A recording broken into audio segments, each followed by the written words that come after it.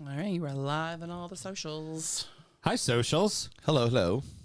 Here we are. It's Monday, the second Monday. after a long fucking weekend. Very long weekend. Yes, that's you. Yeah, here we are still drinking after how many days in a row? Yep, after a long fuck weekend, we are still drinking. Here's I the also dry had- January. Abby has something to say about that. Yeah, dry January. She's not a fan. Yeah, so Abby's looking judgingly. She's disappointed in dry January. disappointed. Abby's very disappointed in dry January. Very She disappointed. said, Idea. I don't like quitters. Love it. idea, drink responsibly all year long.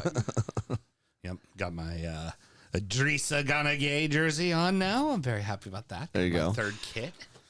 Oh, Sorry. Oh, me? Oh, I'm just stretching over here in my McGinn jersey. Guess I'm the only one that's on brand. Did I get something on it? I can go back and get my new Mings jersey. Give that man a shirt back, please. Mings?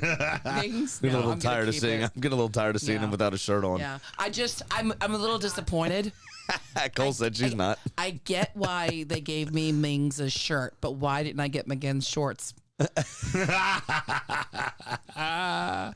oh, You know what? Every pair of John McGinn shorts would come with a 1984 Squat Master to make sure whoever is the recipient of those shorts can fill them out. So Fair enough. I didn't know this. Douglas Louise and Alicia Lehman split back in November. Oh, did they? Yes. I knew that. That sucks. And we all know Alicia Lehman very famously is having the second best ass on Aston Villa. That's the Villa Football Club. That's right. Because that one spot still belongs to the Scotsman McGinn. Right. I mean, I'm sure she can make a clap. John McGinn's like applause.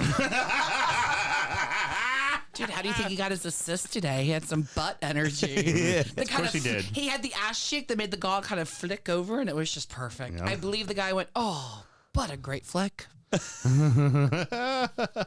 Are we ready to get the old show started, Mrs. If Houston? you want to. All right. Well, then let's pass the microphone. All right. Ready? Hold on. Can you point to her when it's time, baby?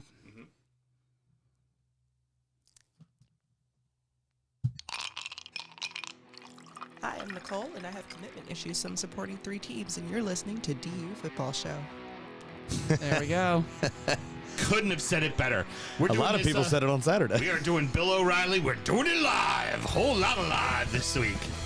Oh, man. Graham, there's only one thing I need to ask you. Mm-hmm. How do you win a game without scoring any fucking goals? I don't know. Let's start the show. Born in the land of Bowie, Maryland. Bred to be a fan of fucking Everton. Punch you in the eye and drink your rye. Sam Houston. Sam Houston. Arsenal fans have another Sam. AKA the fucking Gooner Graham. Stump of a lord. Look straight in shorts. Sam Graham, hey. Sam Graham. Fucking United!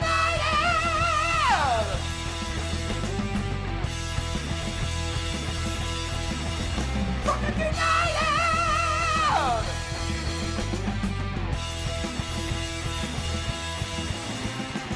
Hello and welcome to the next 50 years. No, I'm sorry, wrong show. Hello and welcome to the DU Football Show, a completely biased recap of the English Premier League as told by two common American schmucks. I am your host, Sam Houston, and across the way from me, a man that I'm not going to make fun of his hair because it got made fun of enough this weekend, my co-host, Mr. Samuel Graham. Sammy, how you doing, buddy? Not bad. Haven't y'all realized that it doesn't faze me yet? Yeah, but it's just so easy. It's like, it really is low-hanging fruit anymore now with that hair. My mother this morning after I drove her home was like, "So what is the deal with Graham's hair? Does he like that?" Nice. And she doesn't think she's funny. What was it? Some fucked an Ewok or something? I don't It was remember something along exactly. those lines. We got to figure it out because that was the best one of the night about my hair. Everybody had a was good line about great. your hair. It was pretty brilliant. Yeah, that's the only thing that had to go on me on because I'm so perfect. We're recording at DU Public House just outside the nation's capital. You can check us out on all podcast platforms. Please be sure to rate, subscribe, review, and share with a footballing friend. Should you want to chat with us, there is many ways that you can. Mr. Graham, tell the good people how they can get in touch. Of course, it is at DU Football Show on all the social media and dufootballshow@gmail.com to get in touch via email. Fantastic. And a lot of good shtick. A lot of good shtick on Drunk United FC this week. Oh, yeah. A lot of good shtick today, but we're not talking about today because we're going to kind of fake preview that on injury time and then really talk about it on Thursday because we're doing double duty right now because it is the holidays and there's lots of fucking games. Yes, there are. You know what's good about that? Sam and myself both work in the wine and spirit industry and both have a deep, passionate love for all things distilled spirits. So as the red-blooded Americans we are, we've had to have a drink in our hand throughout this show and every single show. Mr. Graham, the list continues, but we're taking a little bit of a curve with it, right? Yes, we do have to go a little bit out of order. The reason we're doing that is because we did get 2 bottles of number 19, so I can take one with me because Thursday we are recording remotely. Yes. So instead, today we're doing number 18. This is Hardin's Creek Colonel James B. Beam, 2-year-old. It is 54% by volume. That's 108 proof for those of you counting at home. Should run you about $80 on the shelf or so. And they rated it a 93. Your blurb comes from Ted Simmons. Part of a new limited series from James B. Beam, this whiskey was taken off the still at a lower distillation proof, highlighting the flavors formed during fermentation and proving that age isn't everything. The nose has notes of green apple, honeydew, and lemon peel, as well as an old-fashioned donut and vanilla birthday cake. The palate is green and malty, but in a captivating way, with matcha powder and chocolate milkshake. What's matcha powder? I don't fucking know. All right. Get in touch. dufootballshow@gmail.com. A peppery, coffee-laden finish rounds out an unconventional drinking experience.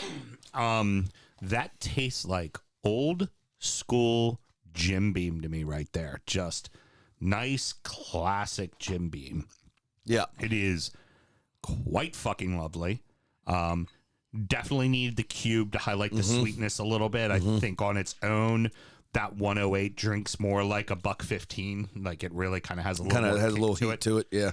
I do like the package though with the little bootstrap thing. Yeah, it's a great looking package. It's also it's surprisingly good for a 2-year-old. Yeah, definitely. This actually has the engineering prowess of 3 drunk people trying to take care of another drunk person. That's all I'm going to say about that. Patreon.com/DU Football Show if you want to hear the whole story. See, I didn't even have to throw it out. You were already there with the good line. There we go, buddy. I decided to be a better whore in 2023. Oh, okay. You know what? That's a good little bit. I'm proud of you, Sam. Good Thanks. job. What do you think as a whole? I think all the notes. I think are it's pretty, decent. Yeah, pretty absolutely. spot on. For $80 a bottle, I don't know. At only 2 years old, I'd probably feel comfortable with this around 60 on a more regular basis. But it's a decent whiskey. It's fine. Yeah. I'm getting the disappointing Abby look from producer Mel because she has a glass of it, and That is not the look you're getting. I'm noticing you're drinking from a very plain glass. yes, because I haven't washed any of those glasses yet, and When I bought you. yes, you did. Fuck off. When we're done, by the way. Yeah. We need to get the rest of those out of my car. Okay. Auburn has a bunch in his room already to take Okay. with him, so he's Great. already covered there. Oh, no, you can take them all home and leave them at bars around the world. I mean, we have a shit ton of them, Sam. Okay, So good. have All right. them all. Well, then Have a that's- collection. Yeah. Yes, have a collection. What else do we always need to do, Mr. Graham? Remember to drink responsibly. Excellent. Let's get into it. Unless you're celebrating someone's 50th birthday. And then Do whatever the fuck you want. responsibility be damned. That's right. It's still not a... Well, you know, that first ting we did I know. was perfect. Try it again. I think it's because I wasn't holding the... Nah, Nah. We're just... that's better. Yeah, let's get the ring. There it is. That's the ticket. That's what we were looking for. That's the ticket. The top of the table saw a couple surprise results as 2 of the 3 dropped points and the league leaders extend their points at the top. Damn straight. Arsenal 4, Brighton 2, Newcastle 0, Leeds 0, Everton 1, Manchester City 1. We talked about it all season, Sam, and the kind of envision that I've always said to you is you guys have a checklist, right? You know, but much like how Leicester, when they won the league, it was this like, okay, let's make sure these things happen. You've had some major checks, beating Chelsea, beating Liverpool, you know, things like that. This is an odd checklist, a check mark, but it's an important one. It is. Win on the road at a team you don't typically win on the road to, because Brighton has had your number. Been for a bit of a bogey seasons. team. Yeah, been a bit of a bogey team for us, especially away, as you say. And it took us about a minute and 30 seconds to get that hoodoo off of us. It would have been nice to not give up 2 goals, but all in all, I think you can't really sweat the performance. We were happy to concede possession. Just stayed organized, and every time we did get the ball in foray forward, we looked dangerous. Yeah, it's you know what's funny is, and you'll get into the goals and everything a little bit more, but this is a regular trend that is happening for you in matches. All 3 of your men up front put the ball in the back of the net. Saka, Martinelli, and then it's either Jesus or Nketiah, but that is happening now. I think like 6 or 7 times this season where you scored 3 goals, and it is every fucking guy up front. And it's the second game in a row. The second game post Gabriel Jesus being hurt. Yes. So running with our backup center forward, and we're not missing a beat. It just it looks good. And we're gonna need those role players to step up and do things. Because Jesus is out. Talk about Nketiah. Talk about Odegaard. He went through a little bit of a barren streak just before the World Cup, where he had been scoring fairly regularly in the opening, month and a half of the season. Went through a little bit of a barren run just before the World Cup, and now getting back to it. I'm liking it. Here's a little thought in regards to that too, and Odegaard is kind of the perfect example for it. The way this team is constructed, it's not really constructed any differently than it has been before, right? You have a string-pulling, attacking midfielder, kind of distributing passes. That was Mesut Ozil. It's now Martin Odegaard. And I think the big difference is Ozil never sold into the plan, never wanted to be part of the plan, never worked the plan. Odegaard fully sold in. Yep. Jesus versus Aubameyang. Aubameyang never really sold into the plan, never really part of the plan. Jesus walks right in and does the job. And Nketiah, as a backup, knows exactly what his job is. Wingers like Pepe or whatever random fucking winger you've used before never, ever would seem to fucking get it. These 2 guys get it. Then whoever you sub on, they fucking get it. Like a Smith Rowe type. They fucking get it.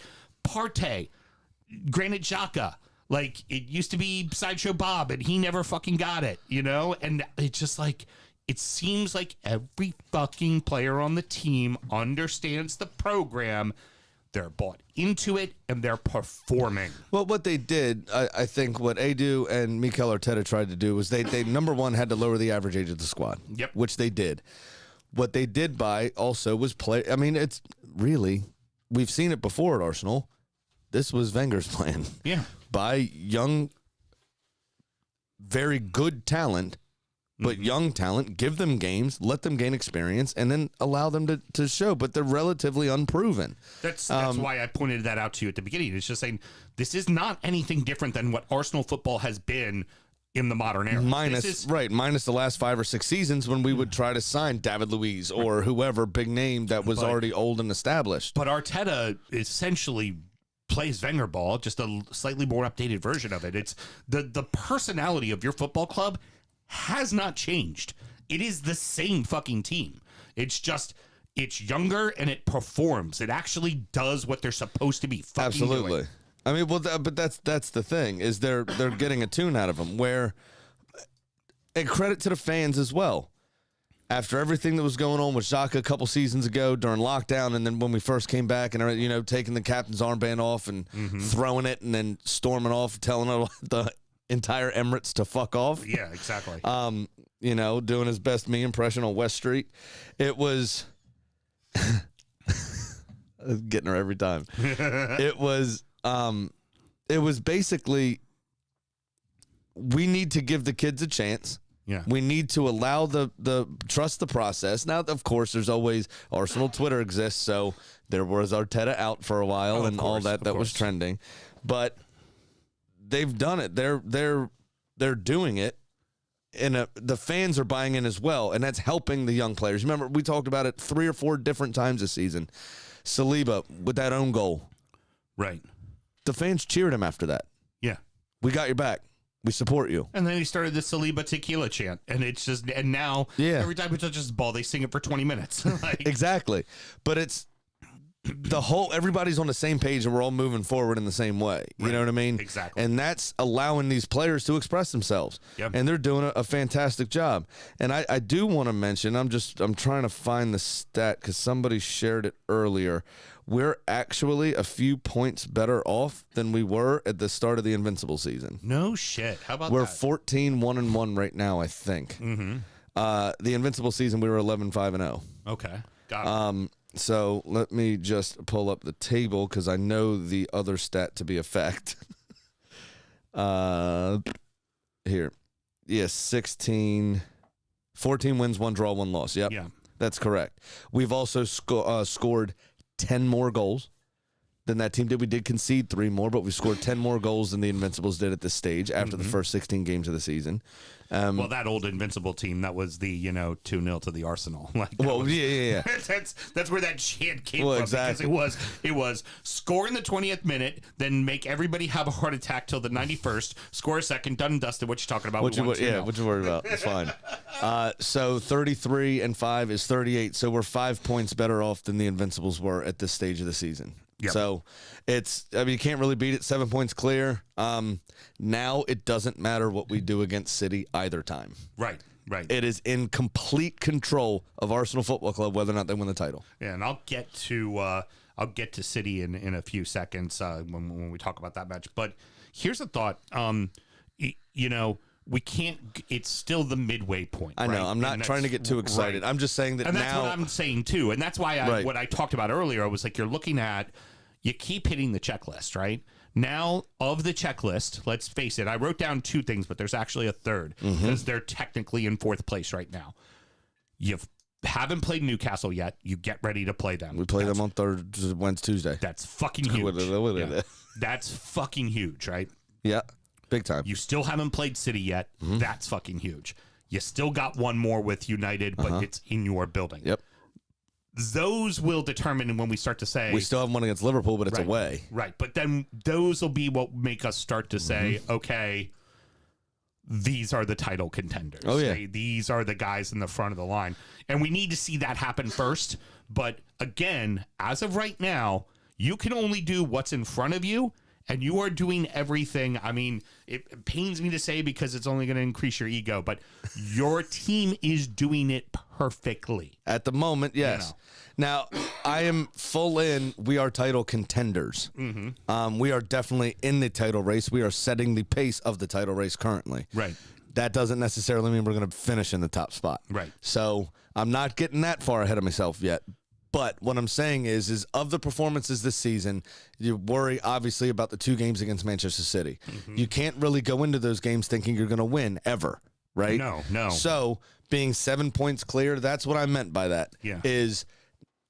We could lose to City by a combined score of 17-0. Right. We're still a point ahead of them. Exactly. As long as we do what we're supposed to do in the other games.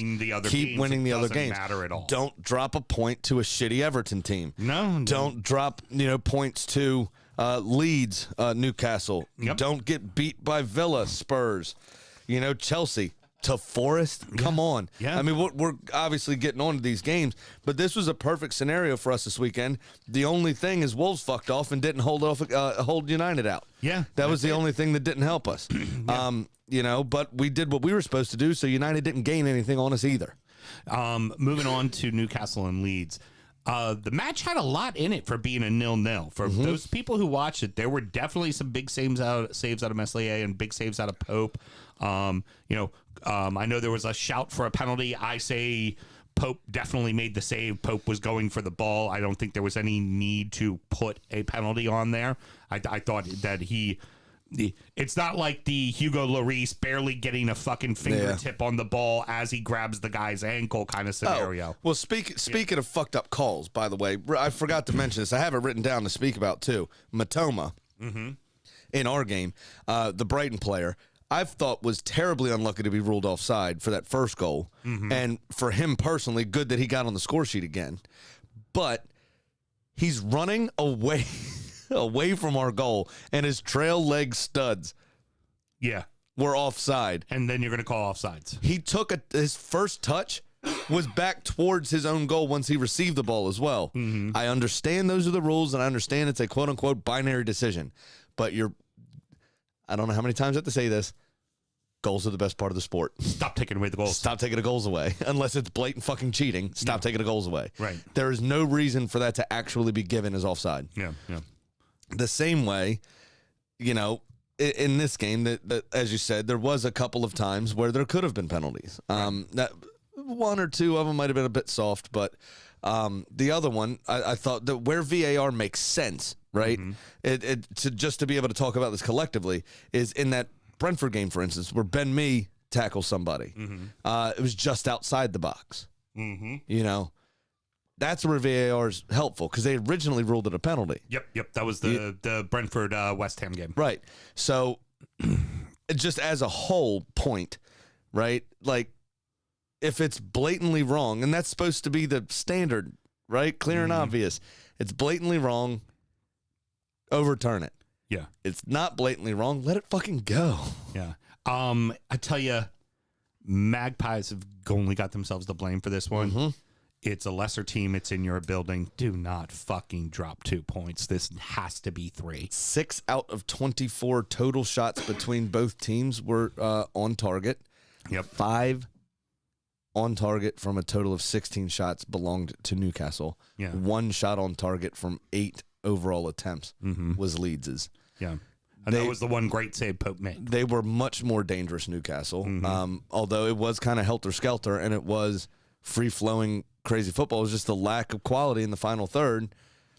The game screamed out for either Callum Wilson or Isaac. Yeah. And they're both injured at the moment. Yeah. So, well, Wilson got a little bit of time at the end. Well, but still, right, but, it's I mean, not- he missed- It's not him being in the match. he missed the last game altogether. Yep. And then obviously wasn't fit enough to start this one is kind of my point. You put him in at the end to just go, oh, please get us a goal. Get 10, please, right. please. Or just get 10 minutes under your belt, Yeah. too, for the next game. Right, precisely. And then for Leeds, I'll tell you what, got to feel good, right? It's like... That may be the only clean sheet they keep this season. To be completely honest. But also everybody around you other than Everton lost too. Like Wolverhampton lost, Southampton lost, Bournemouth lost. Like so And you at least got a point. That I mean, any point on the board is a good point. a point in a building you should not have gotten a point in. Correct. And I did forget to mention this on the last show we did last week. But Arsenal are officially safe, by the way. That was our 40th point last Wednesday. Yay. We now have 43 points. Very good. So you don't have to worry about relegation. You haven't had to worry about relegation the entire time you've been in the About Prem. 97 years. Yeah, exactly. It's been okay. You know, you gonna be all right. I just always like to mark the occasion. Speaking of giving away points at home, City did not look good at all. No. But you did a ton of stuff to frustrate and hurry them.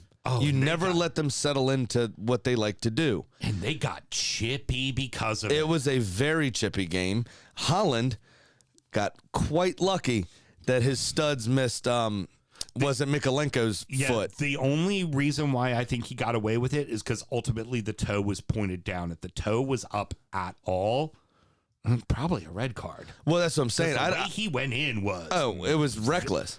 fucking De Bruyne on his own countryman Unana. That one was hard as shit too. Like and De Bruyne, something you never see out of him, did like the stand over top of him shit. I'm like, walk away, soft boy. You've never been a hard man before. What the hell are you doing? Right. He's not hard unless he's got a microphone in his face.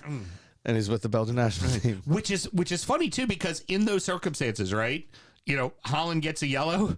Tark gets a yellow for getting pissed off about it. Yeah. Like, you know, a tackle that hard typically, I mean, unless the player does something really fucking ignorantly wrong, let the opposing player get away with it. Like Tark, if he mouthed off about something, like, the man just tried to take out the fucker's ankle. Like, you should be like, all right. The hard defenseman came in and said a few words, let him be. It's Right, okay. yeah. That's what he should be doing in that moment.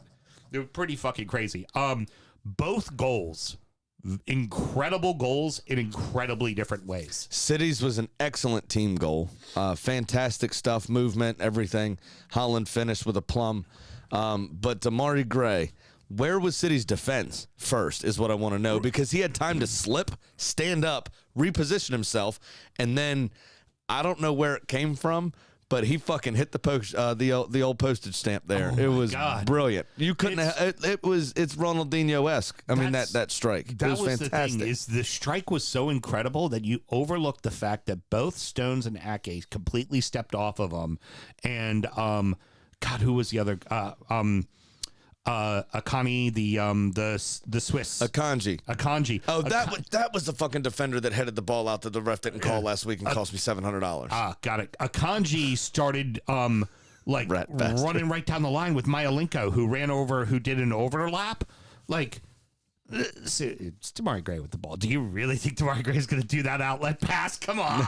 Like, why did you run with? And you're right. I mean, for as incredible especially as in the position he was as a defender, he slipped, got back up, and still put off the shot. you have to get there. Also, Mikalenko, all due respect, doesn't require 3 City defenders to mark his overlap. Here's At least one of you should be stepping to Damari Gray. why the fuck are they playing 3 center backs against us?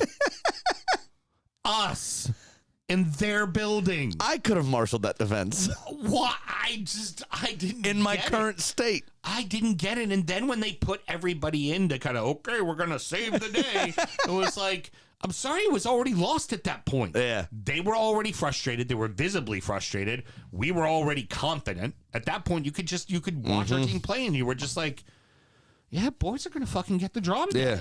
Like, I think y'all had a couple other chances as well. I mean, you honestly. always have that sinking fear that it's going to go wrong. Well, 'cause and it's City. I mean, and also what just happened with Wolves. Exactly. But Pickford made a couple good saves as well. it was a fantastic match for Everton. And now here's the bigger question that I have for you moving forward, right? Is City being kind of found out? I don't know that you could say that, because they're so fucking good. Yeah, but occasionally they allow their ego to show. Mm-hmm. And when someone doesn't just roll over for them, Yeah. that gets in their face. It's so when Arsenal started their downfall 6-7 years ago into being a Europa League and then not qualifying for Europe at all, it was because people got in their face, they played them physically, and they stopped them from walking the ball into the back of the net. Right. That seems to be every 4th or 5th game that someone tries to do that to City, it works. Mm-hmm. So it's the same recipe. City are a better team than that Arsenal team were 6 or 7 years ago, if that makes sense. Yeah, of course. So it only works about 20% of the time. But that 20% of the time, Sam, it works 100% of the time. Yeah, it does. And that's Love why. that math. And that's why we have a 7-point lead at the top of the table. Yeah, it's It's because City are a bunch of bitches. Well, I Take that. told you last week when we did the show. I said City's going to be prone to just that, and I didn't realize it was going to be against us that they were going to do it.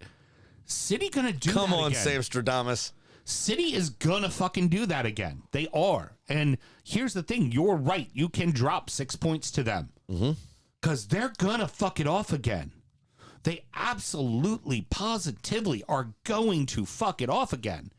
Now, question for Everton. Can you play like this and play formations like this and be patient week in and week out? Because this is the kind of team you need to be. You can't be, we're going to be expansive and try to overtake a team like they tried against Wolves because it failed miserably. It's going to be boring fucking football, but that's what they need to be right now. That's the pieces they fucking have. Yeah, basically. Do that. This team is in fucking 12th place in 2 weeks and is fucking comfortable. There's no problem. Right. But that's the thing. Comfortable. Can you do this against Forest? Can you do this against Leeds? Are we going to do this against Brighton? Because if we play like this against Brighton, Brighton can't put the ball on the net. If we play like we did against Wolves against Brighton, Brighton's going to counterattack the fuck out of us, and we're going to be down 3-1 in a blink of an eye. You know what I have in my mind showing up to the blue side of Stanley Park? Mm-hmm. Is you remember the Beverly Hillbillies Mm-hmm. You remember the old truck they had? Yes. That's going to be Brighton's team bus. And then I think this is the game that Alexis McAllister shows back up, and he's just sitting in a fucking Bugatti just following that bus with the World Cup trophy strapped comfortably into the passenger seat. Yeah, and y'all are going to get fucked up. Yeah, that's again. Well, I mean, I told you, I still want to see what happens here in January for Everton. They need to make certain moves to secure themselves, and if they don't make those certain moves, I'm still very concerned for them. It's not like a point at City changes thing, because there are plenty of teams that get relegated who have that point at City or that win against Arsenal. It was almost Crystal Palace a couple years ago, remember? That happens all the fucking time. So we don't need to just rest our hat on the fact that we just drew City at the Etihad, because that means fuck all 100%. if you go down. And also, as a Christian man, I do want to point out that occasional point or win against City to a relegated team proves there is a God.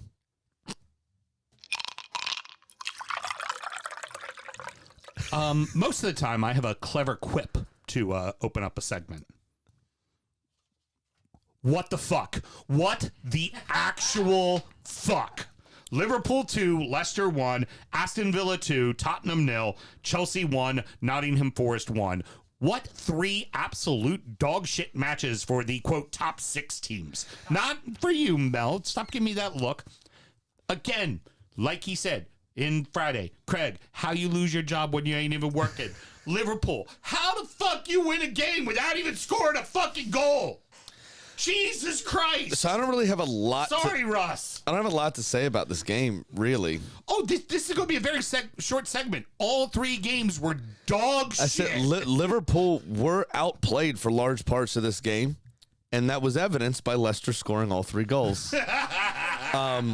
Maybe a certain central defender for Leicester should do what his name says and a wild face turn and kick the ball the other fucking way. Because the first one is schoolboy stuff.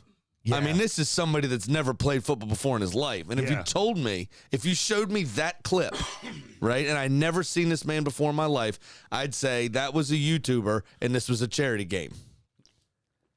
Oh, shit. It's a simple left-footed clearance. Yeah. Why is he diving in like that? There's nobody within 8 yards of him. Nobody around. What are you doing? Also, the rest of the Leicester defense, what are you all doing? Why are you allowing this to happen? You see it happen, and then you just start yelling at him? Yeah. And then the ball caroons into the top. Well, on the line, kind of also clipping the underside of the crossbar as it went in. Like, how do 4 professionals, quote-unquote, professionals, switch off in that manner at the same time? I'm surprised you just haven't blamed it on Dougie yet. It was Dougie's fault because Dougie should have yelled at him. It's mine. I got this. Yeah. Obviously didn't. Right. Wout Face went to fucking swing at it. I don't even know how I did it. Right. I have no idea. We need Neil deGrasse Tyson on this. There was some sort of fucking void. There was some strange gravitational pull. The fucking what does the ocean do? Tides. We're all fucked up. Something was happening in the atmospheric pressure. I don't know how that ball went in from that angle. That's my point. The other one is Mel. What the oceans do? Question mark. I mean, just Jesus. Please go ahead. The other one. That's the science version of what that mouth do. What the emotions do. What the emotions do, Doe. Oh, I'm always good for one. And then the second one, arguably worse than that one, because it was obviously affected by the first one. Yep. The ball comes off the post, and what should have been a very easy left-footed out for a corner or wide of the box, he tries to play 20 feet across the goal out the other side for a corner with his right foot because the first one was so fucked up. And he just rifled it into his own net. Solid fucking brace. Problem. Wrong net. Wrong net. What are you doing? What are you doing? But that all came after Dewsbury Hall had an excellent goal. Yeah, fantastic I know. run. It was brilliant. It was like 9 of Leicester's players were brilliant and 2 were terrible, and it happened to be the 2 at the back, Dougie and Woutface. And oh God, this is shit that happens to teams that get relegated. Mm-hmm. And they dug themselves a huge hole. They've gotten out of it, but they're only a few They're points not away much from out of it. being right back in it. You're very truncated at the bottom end of the table, and just quickly, because 13th it is important. Yeah. 20th has 12. That's Southampton. Wolves are 19 with 13 points. Tied 14 points each are 18th place Nottingham Forest. Now they do have a minus 22 goal differential. Yes. West Ham are on 14 points with a minus 9. You all are in 15th and 16th place. Bournemouth have 16 points. Leeds have 16 points. This is going up the table. Leicester have 17 and 13th. Now that top kind of 3 quarters or so, 12 out of 20 is what, 60%? Yeah. Yep. Quick math. Villa have now kind of distanced themselves a bit, but they're not super far out of that conversation with only a 4-point gap between them and Leicester. But again, they're starting to distance themselves, and their performances are showing that they're improving. Right. These teams, you can't really say that about. So if Southampton somehow magically go on a 2-game tear, They're in 13th. they could be in 13th place. Now, here's the other thing, though, too, is with that, all of that lineup, West Ham single-digit goals against. Everton, I think, is at a -7. And Yep. I think Leicester, no. West Ham -9, Everton -7, Leeds -6, Leicester go. -4. There we go. And everybody else is like 15, 22, 20. So Bournemouth are -18, Forest are -22, Wolves are -16, and Southampton are -17. Yeah. So those goal differentials, And too, another- make a huge difference. Another own goal. Yeah, another And goal. from the one person you wouldn't expect it from. Exactly. Villa worked Spurs in their own building. I mean, they worked Oh, yeah. Spurs in their own building. But the first 12, 15 minutes, Tottenham were okay. They didn't really create much in terms of chances, but they had decent possession, and they put themselves in the right positions, just couldn't deliver the final ball.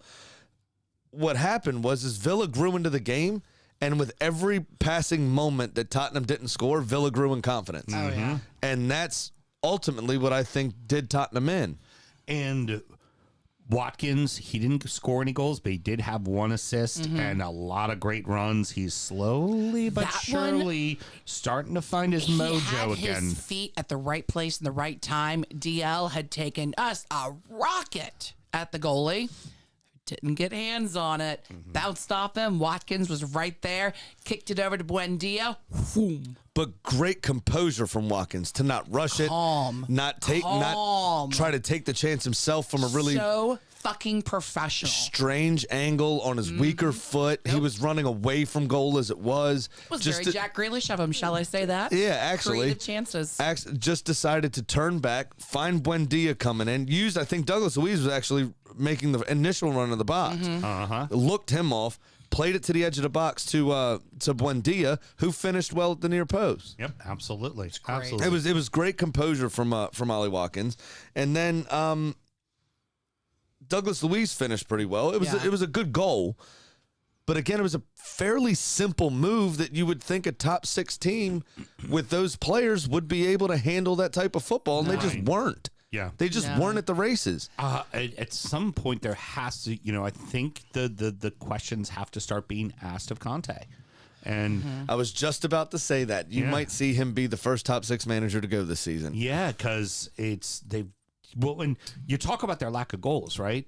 Here's something we've all forgotten, right? Son wasn't scoring any fucking goals. Then he scored a hat trick, and we were all on his nuts. You know what Son hasn't done since then in the league? Scored a fucking goal. Maybe he should put his bat mask back on. Somebody said So- he took the mask off and slammed it down on the ground and thought it was like Son's reawakening. Oh my god. Yeah, but he's not They not had- scoring goals. Like, is it system? Is because he was scoring for fun last season. The last multiple seasons, he's been a top league goal scorer. That's all of it, I cannot think. I think put it's the ball in system. the net. I think it's togetherness. I think it's cohesion. I think it's system. The problem is Antonio Conte. Yeah. I'm going to say that now. Yeah. Again, as pundits, finish the other side of the conversation. Who comes in then? Right, of course. That's the issue. Yeah. Well, there's nobody you're going to go get right now. Not at the moment, Nobody going to go get right now. So while Mel, you won in victory, you still have a shot of Malort to do. No, let's just keep talking about the win. Because you weren't they here. Couldn't even score on Ashley Young. Take that out of my goddamn hand, woman. Sorry, Russ. Olsen. No, I mean Ashley Young. I don't know if y'all saw that. Yes.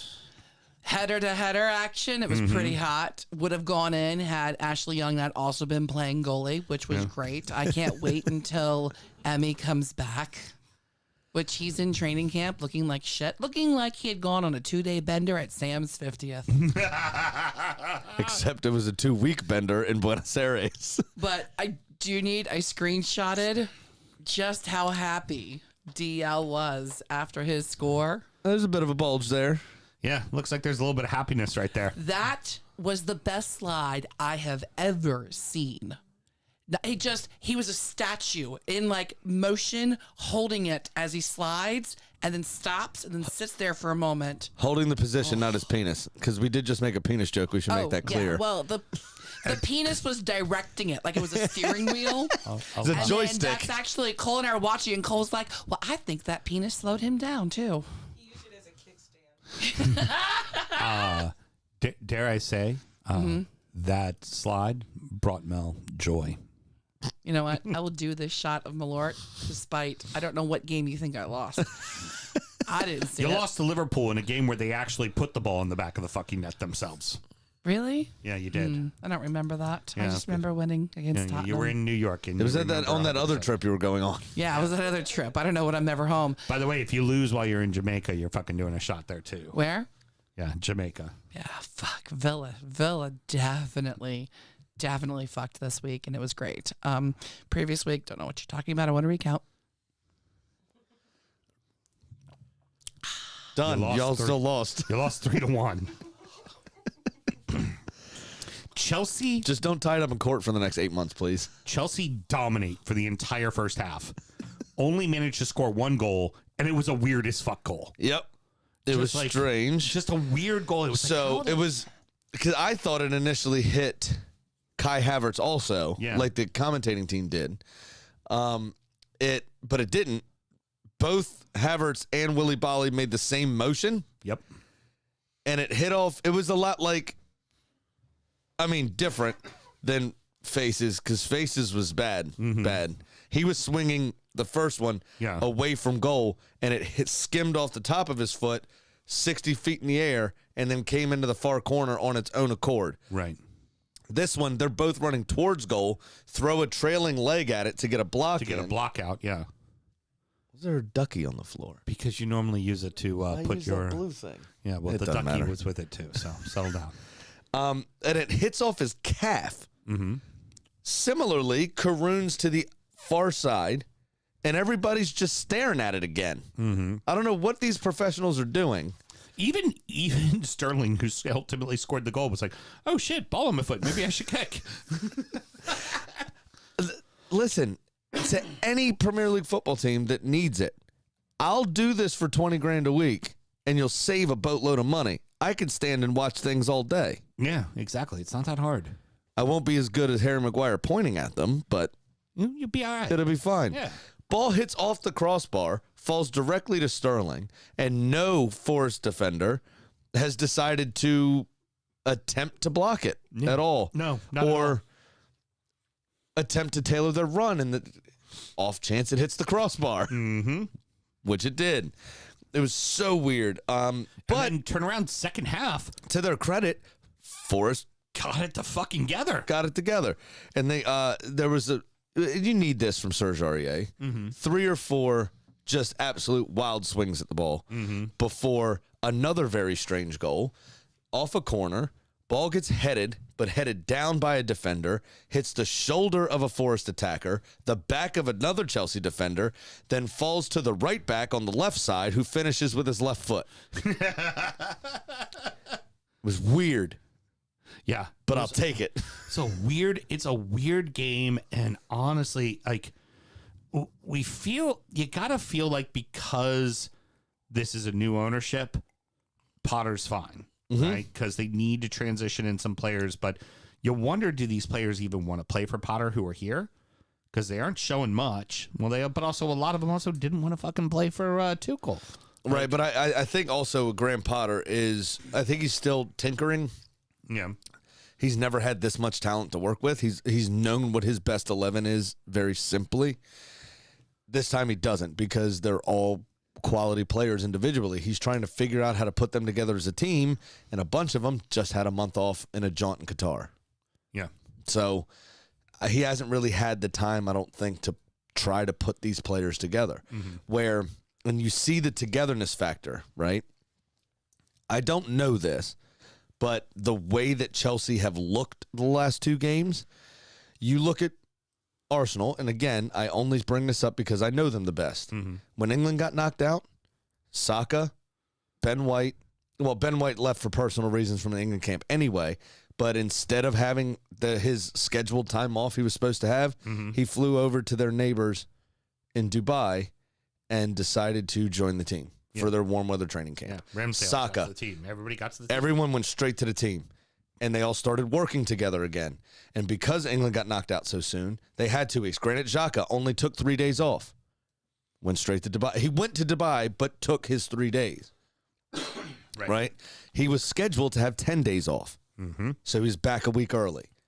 You had all of these players decide to do that, and that shows the togetherness. Right. You look at and really Arteta had his first choice 11 minus Jesus because of the injury, but had his first choice 11 to choose from the first game back on Boxing Day. Yeah. And the second game back now. Yeah.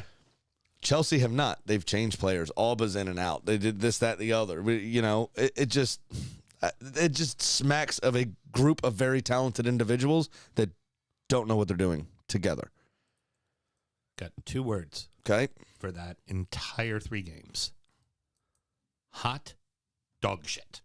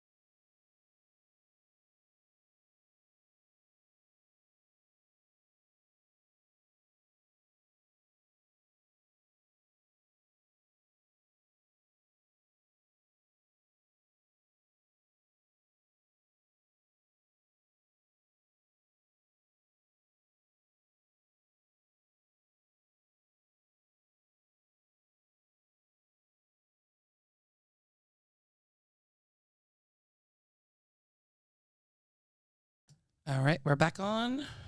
Hey, we're back. You ready to keep doing a show? All right.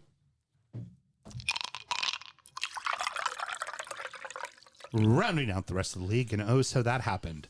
Brentford 2, West Ham 0, Man U 1, Wolverhampton 0, Fulham 2, Southampton 1, Palace 2, Bournemouth 0. Great win for the Bees, but at a major fucking cost. So not necessarily, not as bad as originally thought for Ivan Toney. Okay, that's good apparently, he was in contention for today's game to make the bench. No shit. Okay. Yeah, so was not as bad as initially thought. A bit of a dead leg kind of thing. Strapped down to a stretcher, being carted off the field normally is scary. I think there's a possible contusion to like his kneecap kind of thing, but nothing that should be out for a long. There's no ligament damage, which I think the original thought was he could be done for the fucking year. Yeah. Oh, okay. So hold on. That means we can talk about the shithousery. Oh, doing the hammers after he scored. Yeah. Ivan Toney is sneaky quiet, becoming a big shithouser. Well, man. what's good is Jamie Vardy hadn't been playing. Mm-hmm. Somebody's got to do it. Yeah. Why not Ivan Toney? He did the Mitro thing already with the phone call. Now Love he's it. doing the irons. I love it.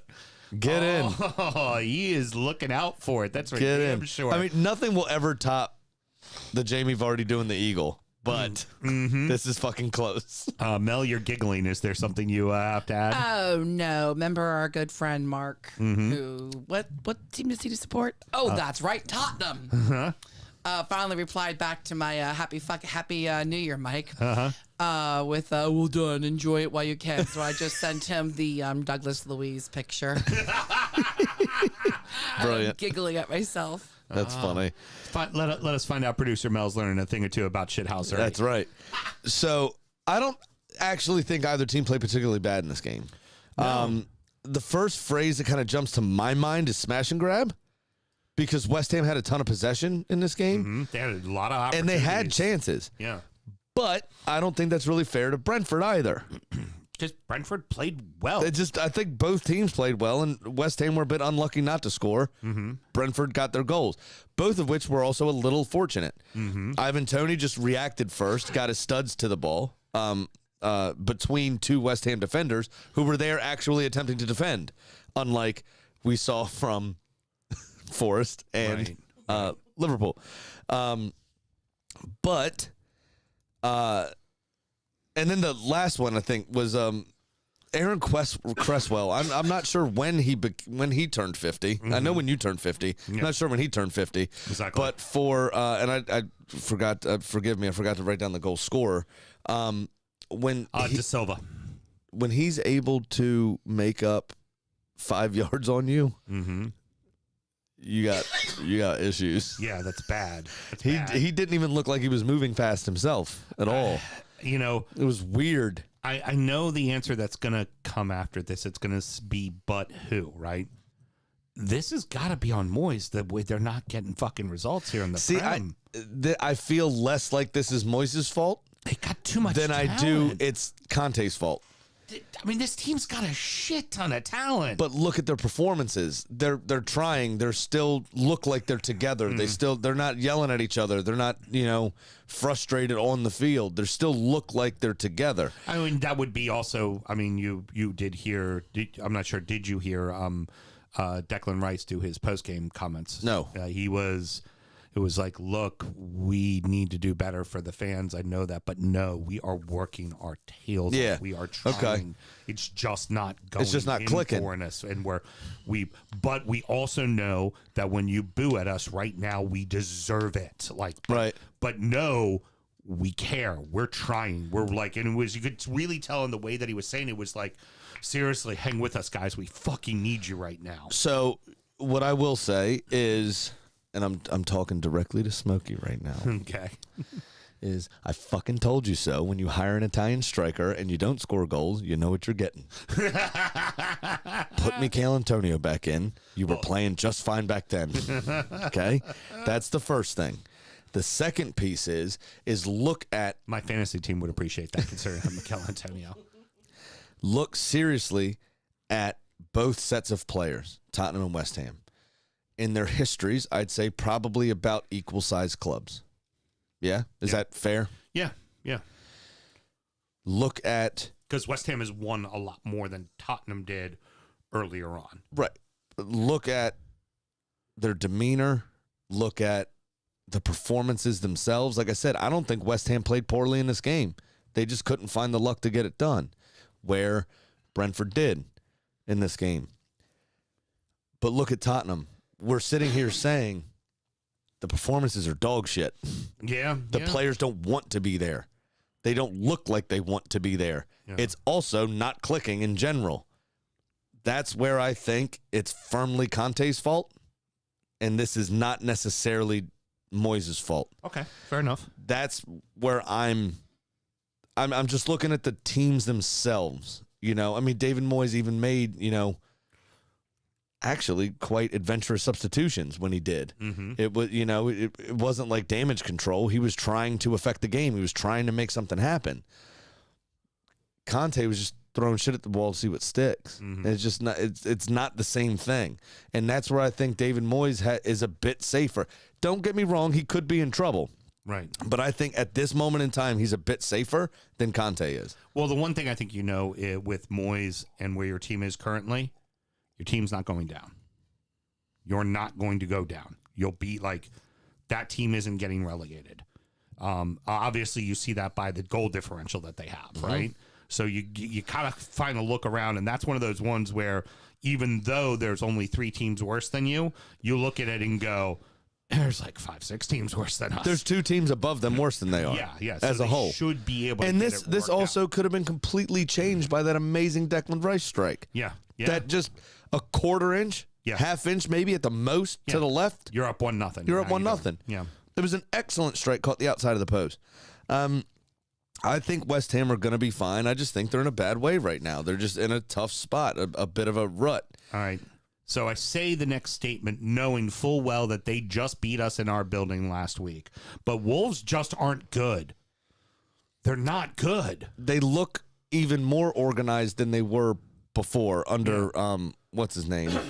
Lodge. Yeah. Now, they look more organized, and they look like they're starting to be a bit more adventurous. The problem is they're being adventurous with a 38-year-old.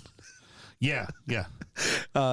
Diego Costa up front. Anger issues. Who can't score a goal to save his life. I mean, if he treated the ball like he treats other people, at least 2 of those chances would have ripped holes in the back of the net. But instead, he caresses and loves the ball because even though he was a Spanish international, deep down inside, he's Brazilian. Yeah. So he wants to love and caress it. Yeah, it's just not. And it's just not working that way. Now we know that Wolves are going to spend the money, right? And they're already linked to Kudos from Ajax, who was somebody that Everton was linked to as well. But they're also going to spend $40 million for the guy. I thought you were giving me credit for something. Yeah. No, they're going to be spending $40 million on him. So while Wolves are Kudos, they're going to get people that in the right places, but at what cost?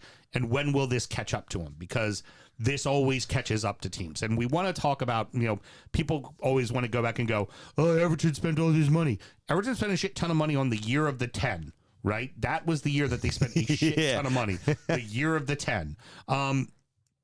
But Wolves have spent more money than Everton. Wolves need to lower their average age, especially throughout the midfield. And they're not doing it fast enough. And that's absolutely true. I feel like my heart of hearts, I think it's Forest, Bournemouth, and Southampton that are going down. But if I was told you can only be a supporter of Southampton or a supporter of Wolves, that was the only 2 options you have, I'd rather be a supporter of Southampton and go down because it's a young team that's got pieces, that's starting to get it together. And you look at what you're going to lose. Okay, you'll probably lose Ward-Prowse, but you're going to get a shit ton of money for him. You look at Wolves and you're like, we're only getting older, and those players are going to want to get sold, and they're not going to get sold for a lot of money because they're too fucking old and on too heavy a wages. Right, because they got in bed with the super agent. You want a hot take? Yes. Hot take. Wolves go in for James Ward-Prowse in January. Take away from your competitor. 1. Also, give João Moutinho a fucking break. Yeah. Because that old man needs it. I don't know. Ruben Neves might have a little bit of trouble with Ward Prowse walking up and going, no, I got this one, son. Well, do you want For a power or freaking- finesse? That's you at least offer a different option at that point. No shit. United in this game, I think, were architects of their own shitty situations in a lot of the cases, though. Oh, absolutely. They could have defended better. They could have been more organized. At least Wolves need a tip to the spear as well. They need somebody that will consistently score goals. Diego Costa's proven so far that he is not that person. And Raul Jimenez is not the same player he was before the skull Precisely. injury. David Luiz, thank you. But as a system, Wolves looked a bit better in this, last 2 games, 3 games maybe? Yeah. As a system have looked better. If they can find those 2 pieces in January, I think they'll be okay. But they need another central midfielder, and they need a forward. That's what I tend to agree with as well, but they're also, all that being said, they're just not that good. No. They're not. They're just not that They're good. they're very system heavy, and they don't really have the magic anymore. They don't have that flair player that's going to change a game. Yeah. I will.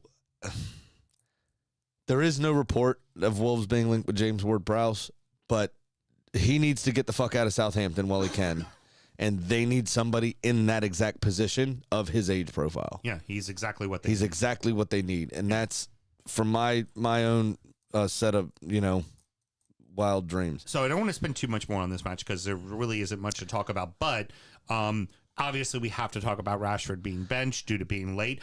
Here's the thing. I'm going to give some credit to United.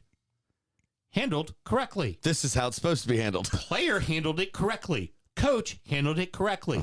You see them walking off the pitch at the end of the match. Together, Coach arm has in his arm. arm around Yep. him saying, great job, son. You know what?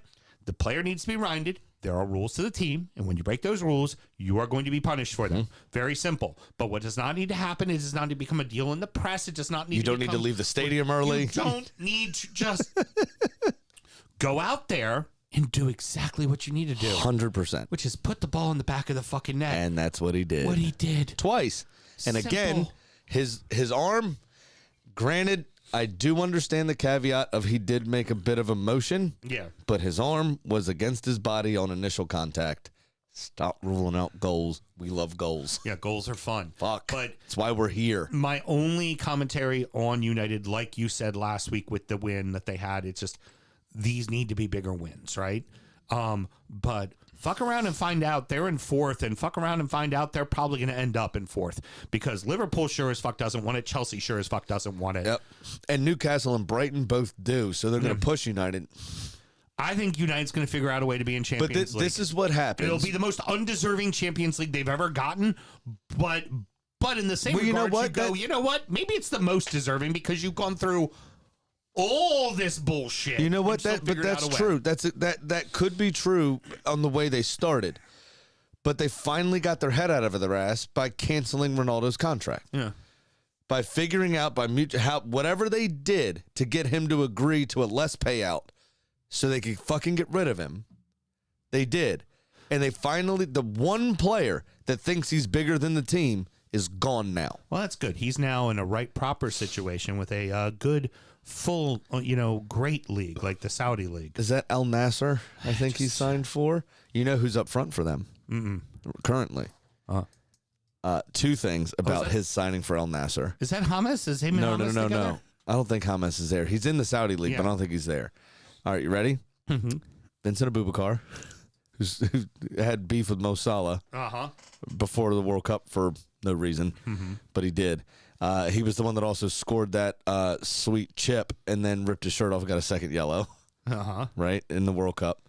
So, I mean, Aboubakar and Ronaldo together, yes, please. Yes. Sign me up. Please. In the I'm going veins. to find an illegal stream for this one. In the veins. Hey, And, Mel, I saw you were reaching for the mute button. Did you have something to add for us there?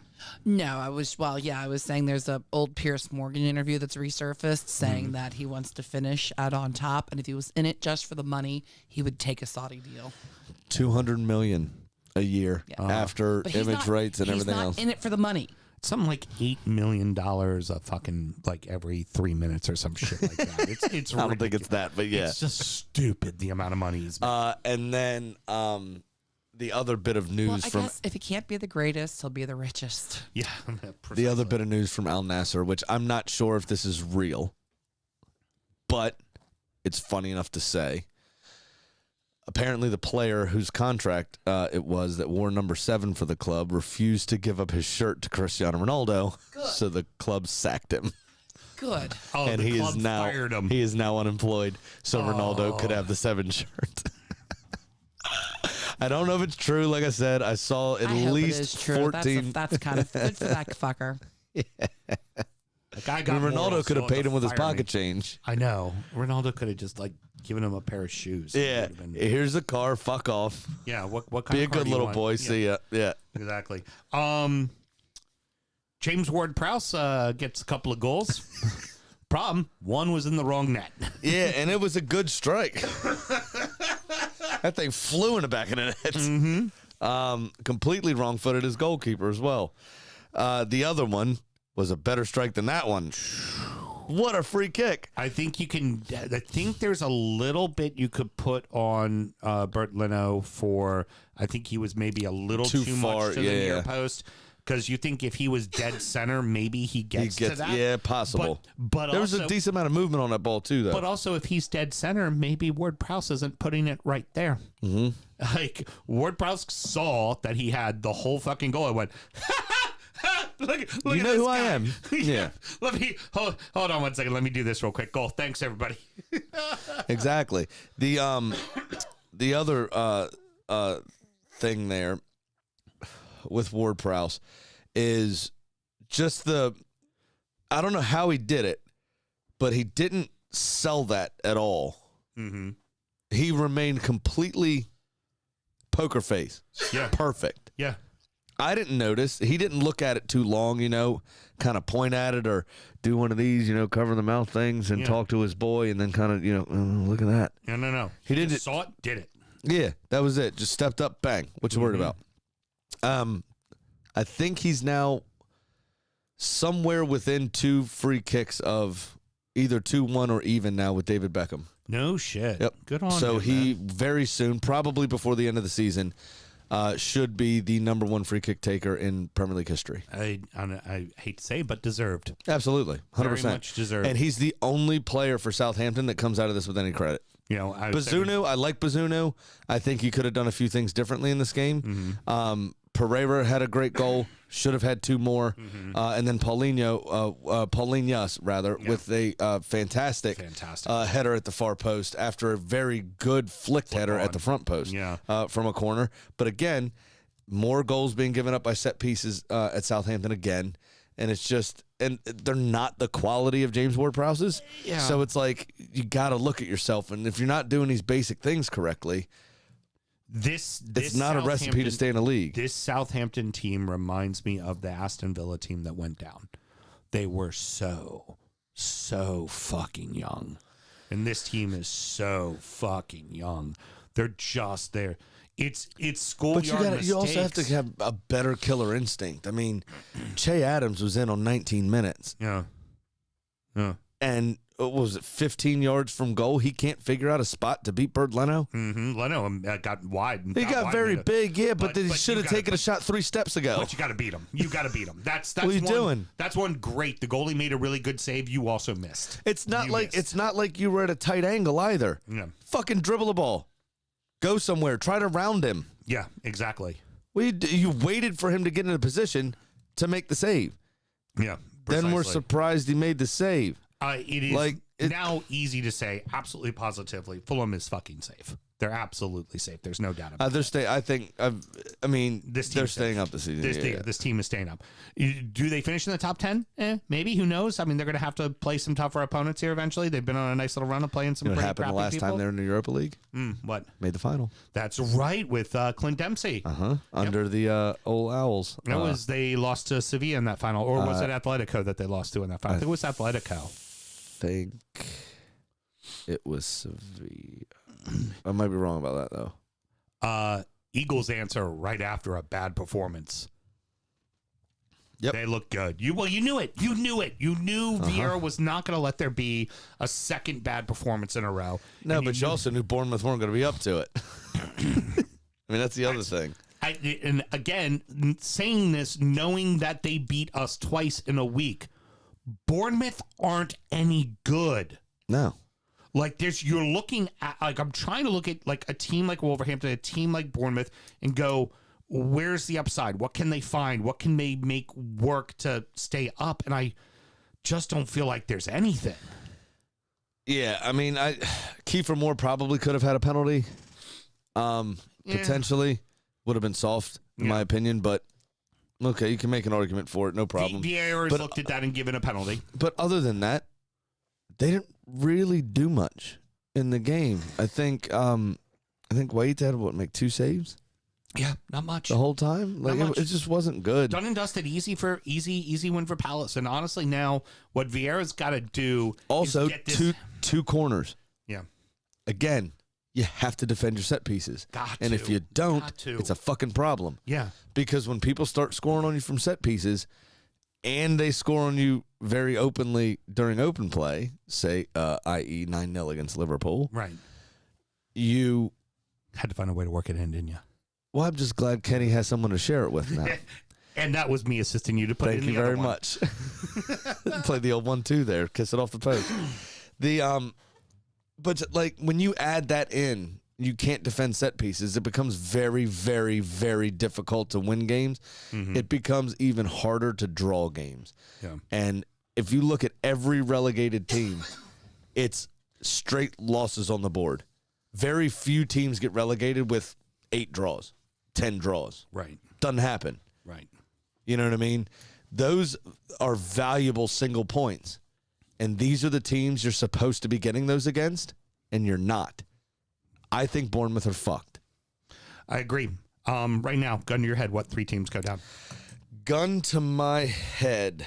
I'd probably say, I am going to say, it's going to be Bournemouth for sure. I think Forest are a shoo-in. And I think your last spot is going to be a toss-up between Leicester, Leeds, and Wolves. You think Southampton's going to figure out a way to stay up, huh? They have the last 4 times of asking. They have the experience of it. Okay. A lot of those players that are in that team have that experience. Yeah. Leeds, I don't know. Ultimately, I think Leeds probably has enough firepower to keep them up.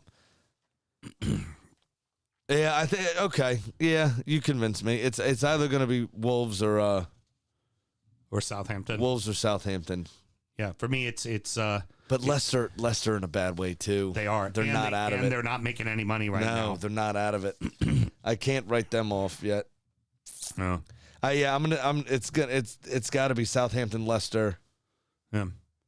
The toss-up is going to be Southampton, Leicester, or Leeds.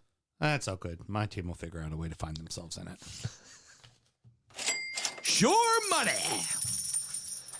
Okay, I lost again. Mm-hmm. Now I'm down 1,600. And for my Sports Direct cup of losers, or Dort's Direct rather, excuse me, Trent, now we know why Gareth didn't play you. Sorry, burp right in the What's mic. that? This came from down low. Oh, God. 50-year-old problems. Don't worry about it, kid. Not for a while, at least. Not for a while, at least. So how did you fare, my fine friend? Fucking Newcastle. United beats Wolves barely. Palace beats Bournemouth. I'm like, the hard part's done. All I need is simple ass Newcastle to beat Leeds at home. And they can't get a fucking goal. So my couple loser says, fuck you, Newcastle. That's a throwback to the days. That's a good throwback, too. All right. Well, like I said, I'm now down $868. Big Sam's Lock of the Week. 13.3% of the time. It works 100% of the time, which is more than you, Mr. Graham. More than you. Yeah, when you're 0 for 16, it's kind of... I mean, at some point, are you tough. just going to try to pick a winner? Just I'm doing something relatively safe this week. You're just like, Give me Arsenal to beat Newcastle at -140. I just need to make some money. I'm actually going to not take a game. I'm going to take some props. So I'm taking a in-game parlay, 2 props. I'm going to take Holland to score and KBD to get an assist at plus 287 against Chelsea. I think both of those things will happen, and I think they'll probably happen together. Yeah, it's an easy thing to get over the line, I think. I'm hoping. Yeah. Good. So at least somebody will make some money this week. And now, it's time for our degenerate gambling friend Pat's Pick of the Week. Hey, buddy. Hey, what's going on? Hey, you're sounding rather chipper. Yeah, he's in a great mood right now. I am sipping on some Jameson IPA edition. What are you guys sipping on? Nice, I love it. He's still drunk from the party. Yeah. Oh man, I've been drunk since 2:00 this afternoon. What's going on? I love it. Yes, Brilliant. all right. All right, sweet. So how did your bet fare last week? What's that? I said, how did your bet fare last week? Not good. I don't care about that. The bet that's going on right now is looking pretty good. Pretty good. All right, good. I'm glad to I hear got it. 100 Purdue to beat Rutgers in the second half. So let's go. Come on, let's go Purdue. All right. Great. All right, good. Get off the chicken for a second and fucking focus. So how are you guys doing? Fucking love it. Good Christ. All right. Did you win or lose last time out? Oh, come on, man. I lost. I lost once. I think Arsenal won, and then Tottenham lost to Aston Villa, and that killed my bet. Got it. Yeah. All right. Yep. Not sorry. Not sorry, right? So what you got? What you got this week? All right, hold on. Let me check my no, not FanDuel. My what bet do I have that on? DraftKings. I have my. So this week I have Arsenal over Newcastle, Tottenham over Crystal Palace, and then the over 2.5 goals in Chelsea, Man City, and that will pay off at $710 on a $100 bet. All Not right. bad. Not a bad shout. All right. I could see that. Actually, could see that happening. I'm proud of you. I think I can see that happening too. I took that real money too because that's how much I think I can see that happening. Nice. I love it. Yeah, not at 100. Right. Maybe after tonight. Depends on how that Cincinnati Bills game. How that game goes. Yeah, I hear you. All right, man. You know. Well, dude, you have a good time this weekend?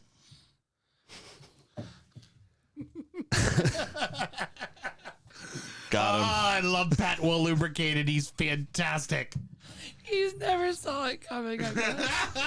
Oh, you are terrible friends. Well, you know what? That's why we did a good roast. What do you got going on over here? All right. What's going on in your world? That dick. How's it going in your world? Yeah. All right. So I went a little bit safer, but still a little bit over the top. Leeds to beat West Ham. 3. Leeds to beat West Ham. United to beat Bournemouth, and Arsenal to beat Newcastle. Only gave me plus 446. Ah, But very good. Trying to get a win. Yeah, I just need a win. W. Yeah. You So like to be down 1,200 instead of 1,700. next week it'll just be Holland to score. If Yeah, I just don't hit this one. Something. Yeah. Just give me anything at this Yeah, point. because you have yet to get a hit. A single hit this season in our show betting. Oh my I've god. made real money, but in the show stuff, I'm not doing well. I'm sucking wind over here. I'm sure your children will grow up to be exceptional dancers to pay for college. I'm sure they will be. You. Fuck you. You're of the age now. You probably go spend your mortgage on it, don't you? Yeah, might. But you know what we do have that's fantastic? We have a chicken.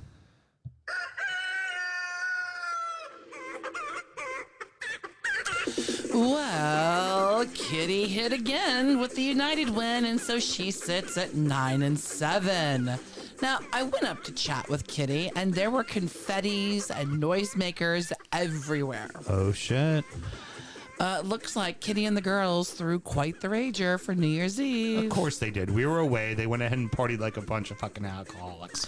Like we did. Well, explains why Yeah. there's no eggs. This week, I gave Kitty Leeds hosting West Ham. So she whipped out her new iPhone. She's got the brand new one, by the way. I don't even fucking have that one. No, of course she does. Whipped out the new iPhone and showed me a picture of Russell Crowe and Jamie Lannister, both in tuxes. Oh, we're not saying his real name because you decided not to do that? Nope.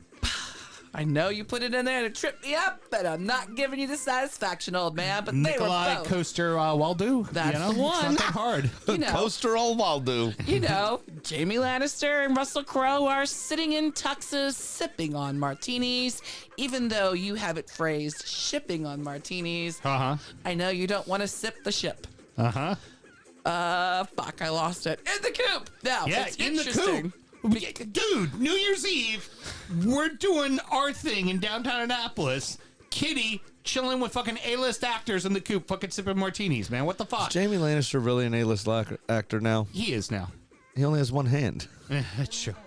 It's kind of hard to wank with a bronze hand. Well, that would be the character, like Jamie somebody else Lannister. is doing The it. real man Spoiler has alert. both. Now, I found the whole thing interesting because Jamie Lannister loves Leeds, and Russell Crowe is All you a had to big say was Nikolai. You didn't even have to say his full fucking name. and Russell Crowe is a huge West Ham supporter, and he supports West Ham. So it looks like Kitty is picking a draw for this match. He's a huge West Ham supporter, and he supports West Ham. Have you seen him lately? He's put on a lot of weight.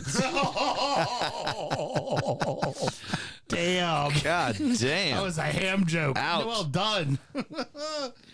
Oh, I'm on fire, and that's why I need to remind everybody to gamble legally and responsibly. Championship corner! I've fallen and I can't get up. Oh no! Starting the new year off with some fire. Yeah. Too bad QPR didn't. They lost 3-0 to Luton. That is what we call a transition, boys and girls. Professional. Thank you.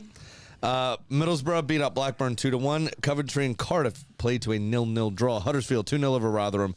Millwall and Bristol City on a 0-0 draw. Apparently, there were a few teams getting ready for the new year. This was on the Thursday, the 29th of December, because the championship plays every 2 days. Pretty much. Sunderland beat Wigan 4-1, trying to get it out of their system before the new year, I think. West Ham 2-0. I'm sorry, West Brom 2-0 over Preston. I apologize. Sheffield United 2-1 over Blackpool. On Friday, you had Hull 1-0 over Birmingham. 1-1 as it finished at Carrow Road. Norwich tying Reading. Burnley 1-0 over Stoke. They can do it on a cold night in Stoke. Yeah, clearly. Swansea 4-0 over Watford. Excuse me, Sam. You forgot. Cold, rainy night in Stoke. Yeah, you're right. Sorry. It is always wet in Stoke. I'll leave that joke there.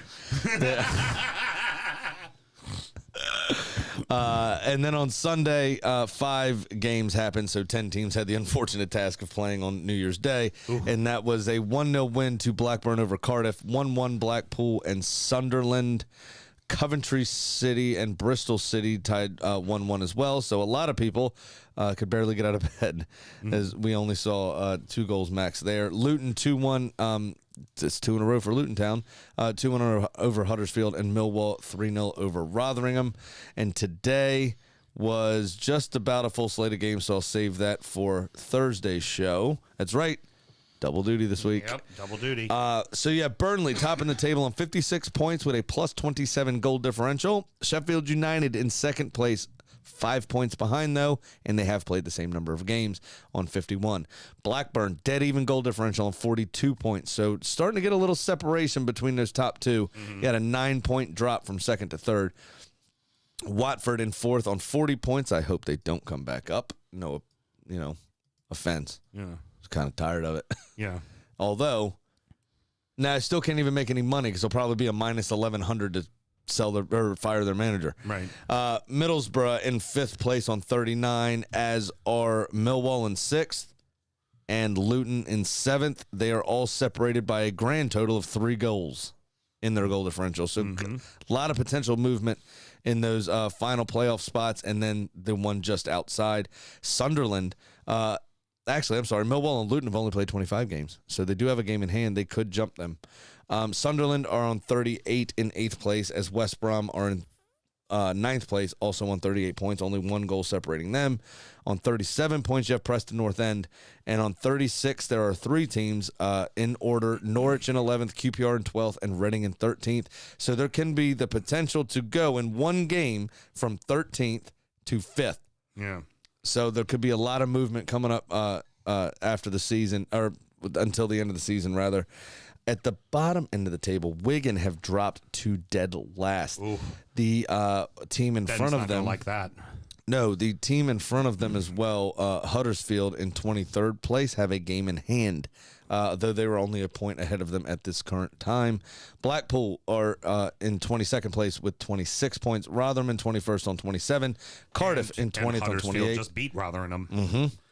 And Bristol City are in 19th on 29 points. Stoke, not out of it yet, are in 18th on 30. So, again, there could be a bit of movement down there as well, as things are a bit truncated. But these games, as we've said time and time again, because of the bribery and corruption with 12, 14 years ago, and this break that happened for the World Cup, you will get these games coming quick and fucking fast, especially in the championship. I'm starting to get the feelings for Huddersfield that I had for Derby County last year. It's like, kind of want to see them pull out, because they've always been a team that's been up and in it. A lot of people I know I would have rather seen pull out. Yeah. And they were also in the promotion final last season. So, and they lost 2 monsterly huge players to Nottingham Forest. So, because they their budget was what, 1.4 million or something they'd spent on their squad. Yeah, something like that. Yeah, exactly. It was crazy. So we'll see what happens. Speaking of Derby County, Erling Haaland, with the goal against you all, has now outscored all of Derby County in that Premier League season. Wow. The entire team got 23 goals, I believe, or 22, and this was his 23rd or 23rd, and this was his 24th. Well, it was his 21st in the league, though. 21st, yeah. So they only scored 20 goals that season, apparently. I saw that stat earlier somewhere. All right, well, that's going to wrap it up, boys and girls. Sammy, any parting words? I have a feeling I know exactly what it's going to be. Thanks, Cole. Go ahead. Happy birthday, my friend. Oh, I hope you enjoyed yourself. I hope it was a good time. Thank you. We love you, despite what we said about you. All right. It's not what I thought it was going to be. Oh, what? Pele. Oh, fuck. I forgot about Pele. Sorry, I've been on a 48-hour bender. The world's greatest footballer died. I know. It was expected. We had spoken about it before. He had colon cancer. He had been admitted to hospital for his end-of-life care, so we did know about it. But it still doesn't not sting. No. You know? And all through the weekend, we saw a minute's applause in every single game, pretty much across the world. Yeah. For Pele's passing. Very sad. I mean, the man's the only living person, the only person with 3 World Cups to his name. As a player, he is the only person. I mean, that it just completely changed the game. Yeah. Yeah. Just completely changed the game. I mean, he was doing things that people today still can't even do, and he was doing it in the 50s. He won 3 of 4, and the one that he didn't win was the one that England won. He was literally playing on one leg and still played. Famously, where he went out at, he played 2 matches at Goodison, and that's the 2 that they lost that ultimately knocked him out of the World Cup. They didn't even advance from the group stages that year. Yep. Again, one leg still fucking played. Ronaldo would have like his personal masseuse rubbing him on in the fucking, in the hotel, because he wouldn't even be at the match. Google image search for you real quick, because I can't pull it up. Just Pele at Goodison. People talk about the modern day athlete and how the modern day athlete has all these advances and all the great sports medicine, and they're just better athletes. than the older generation was. And it's very easy to say in a sport like baseball because we all see the big fat slob that was Babe Ruth. Let us also remember Babe Ruth hit 700 home runs. Like, so shut the fuck up about that and don't go, well, if it was the modern day. Well, you know what hasn't had in the modern day? Only 2 people have hit more home runs than fucking Babe Ruth. So fuck off. But And that includes people juicing. there's a picture of him, if you look around in the Google images, where he's wearing an overcoat and he's in his shorts and his shirt's off as he's walking off the pitch at Goodison. It is ab after ab after ab after ab with the little fucking V and 2 pecs that are made out of fucking stone. So when everybody wants to do all this, oh, the modern day athlete, And that was in 1966, right? So that would have been, he won it in what? 58, 52, and 70. yes. In 58, he was 17 years old. So he was 8 on from that. So he's 25. Yep. Here. And then they were Made his Brazil debut at 15, became a regular at 16, and then in the World Cup in 1958 at 17 years old, scored 2 goals in the fucking final. Yes. I mean, And we've talked about we've often said the debate could be between Pele and Maradona, and I think there's cases for both. But just let it be known that that is a level of greatness that, no offense to Messi, no offense to Ronaldo, you will never be that. Like, that is a level of greatness we will never fucking be able to fathom. Like, how incredible he was. And okay, let's say if it was the modern day, then he would have been applying that craft to fucking Europe. he did not, you're absolutely right. He never played in Europe. Maradona, I don't believe, ever won the Champions League. No. Well, at that point in time was the European Cup. And also I at don't think he that, did. and that point of time, he, like Scarface, buried his face into a giant mountain of cocaine. What I will say is he did win the only Serie A title in Napoli's history. So he did do it in Europe. Diego Maradona did. You know what Lionel Messi's never done? This game on a cold night in Stoke. Yeah, but just Taylor wanted to remind you all that Pele also scored a screamer against the Nazi as well. yes, he did. And you know what? He also had the great play It's for what Nazi? Victory, the movie Oh, Victory. yeah, that's... I like when he takes the piece of chalk from Michael Caine and he goes, no, this is what you do. You pass the ball to me. I go like this. I go like this. I go like this. I go like this. I go like this. I put the ball in the goal. It's very simple. And then he hands it back to chalk. I'm like, yeah. I forgot about that movie. That's You like know- that Eddie Murphy bit of, Elvis can't act. Oh, fuck it. Let him sing all those lines. Hey, Elvis, we got to win that race. We're going to win that race. Right? Like, that's it. They were just like, look, we know Pele can't act. Just tell him to fucking dribble the football. It'll be great. We'll be all right. Arguably the game's first superstar. And Trickster, probably will flamboyant. That everything, all of it. Yeah. But never fell in. I mean, you referenced the photo, never fell into the drugs and alcohol, never fell into a lot of that stuff where, like George Best, could have been similar. Some of the things he was doing with the ball at that time. Ridiculous alcoholic. I was going to say, There was no fucking way. George Best rarely said no to a pint. Yeah. I mean, and in the most affectionate way I can say it, the same way Pele rarely said no to a pound note. Right. Dude loved a dollar bill. I'll tell you that.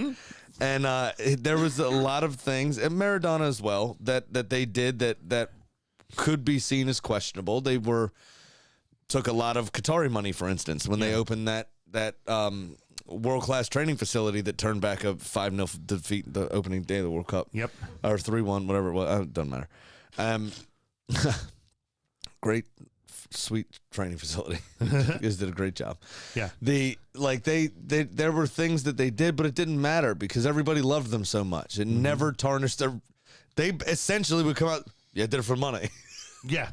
They wouldn't care. Yeah. And that's what made them so lovable, and that's what made him so lovable. He no qualms about it. Yeah, they paid me, so I did it, and he never let anything really tarnish his legacy of being the best. Yeah. I mean, you can't argue with it. If your measure is going to be trophies, if your measure is going to be the eye test, if your measure is going to be how did you change the game, if that's going to be your measure, Pele's got it all.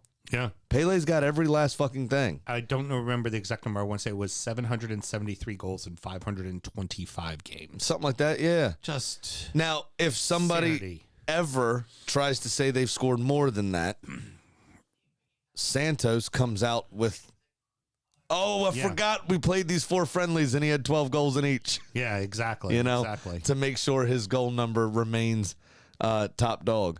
But he's amazing. Yep. And he will be forever missed. That being said, he'll never be forgotten. No, never. Never. That singular word will be remembered forever. And I know that as my niece and nephew, if they start to play soccer, I'm going to be pulling up videos and showing them. Fuck yeah. That guy. 100%. That guy was the greatest. Oh, yeah. You know, and I only got to see him. I got to see him play once. It was he was with the New York Cosmos, and I got to see him play against the Washington Diplomats at RFK. But that's it. I've only seen it once, and I was too young to probably even really fucking remember it. Other than to tell you, I've seen him play. I was there. Yeah. But fuck. But just what an amazing career. What an amazing, just everything he did for the game was insane. I mean, the bicycle kick. It was the first time anyone ever seen that. Yeah, yeah. Like the fuck. We're just used to it now, and it's good. Remember, just see it somebody now. did it first. Yeah. It was that guy. It was him. Yeah, it was that guy who did it first. I referenced this a lot too on a cooking show. I thought was a fucking baller ass move. Michael Votaggio of Frederick fame. Yes. That went on to win a Michelin star and work in New York, Las Vegas, and L.A. A lot, and worked overseas a little bit as well. He was doing a one-on-one on one of the cooking competition shows on Food Network, and somebody's like, "Where did you think to do that? Why? How did you think?" He goes, "Learn. I invented it." Yeah. And there's no fucking better mic drop than that. Yeah. And Pele did that with at least 5 moves off the top of my head. Oh yeah, absolutely, absolutely. It is very sad. And also, thank you very much for the birthday wishes. Hey, not a problem, but that is your fault because I've been drinking the last 2 days. Heard. Thanks so much for joining us, boys and girls. Next up is Injury Time, where we're going to recap. Well, we're going to preview the English Premier League midweek. We're going to recap how our adopted clubs did. I can tell you right now, Sam, no so good. Not at all. And we're going to talk about the beers we've been drinking. If somebody wanted to find Injury Time, Sam, how do they go about doing it? Pretty easy. It's patreon.com/DU Football Show. Just sign up to our $1 grand $5 tier. Join DUFC on Facebook so you can get involved in the bidding war because we do accept more than $5 as well. But no, it's very easy. Just sign up to that $5 tier, and then you can get both Soundcheck and Injury Time. Soundcheck's our actual soundcheck. It's us catching up from the week and all that kind of good fun. The Injury Time is the preview show, as Sam said, which we're about to do now. So, cheers. All right, everybody, and always check out our link tree on the header of all of our socials. Tells you where to find everything. Also, by the way, let us not forget, we have a sweet fucking Drip Shack with lots of fucking cool ass merch and a logo that Mel is very, very, very, very proud of. A cartoon of us. Yep. That I think you definitely need to get into. Get some pint glasses. Let's see some beers on Instagram with pint glasses in them. Damn straight. Tag us #day drinking. We always love that one. So till next week, everybody. Good night.